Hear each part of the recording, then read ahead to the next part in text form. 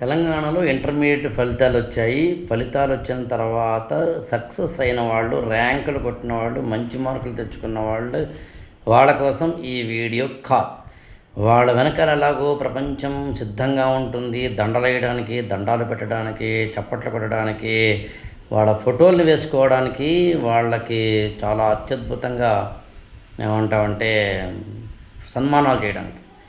నేను మాట్లాడుతున్నది ర్యాంక్ రాని వాళ్ళు, మార్కులు రాని వాళ్ళు, ఫెయిల్ అయిన వాళ్ళు, వాళ్ళకి ఈ వీడియో. నువ్వు కనుక ఏ కారణం చేతనైనా ఫెయిల్ అయ్యావంటే గుర్తుంచుకో, కంగారు పడక్కర్లేదు, నష్టమేమీ లేదు. ఇవాళకి వాళ్ళు ఎక్కడ ఫెయిల్ అయ్యావనే రివ్యూ కూడా అక్కర్లేదు. ఎగ్జామ్ ఫెయిల్ అయినంత మాత్రాన బెంగెట్టుకోక్కర్లేదు.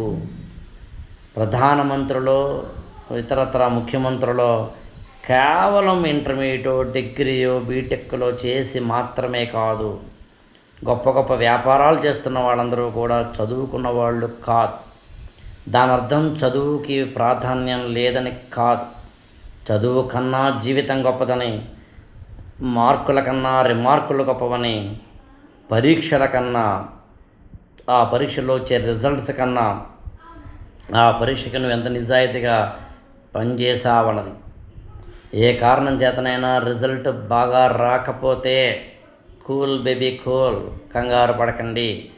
దానికోసం మనం పెద్దగా థింక్ చేసేసి కంగారు పడిపోయి మన జీవితాలనే పణం పెట్టేసే అంత అలా ఉండాల్సిన అవసరం లేదు.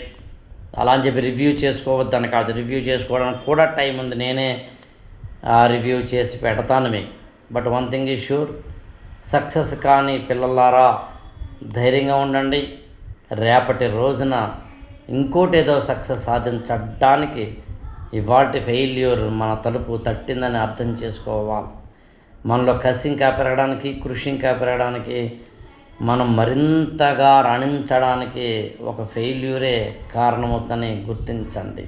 అందుకని congratulations to the failed students.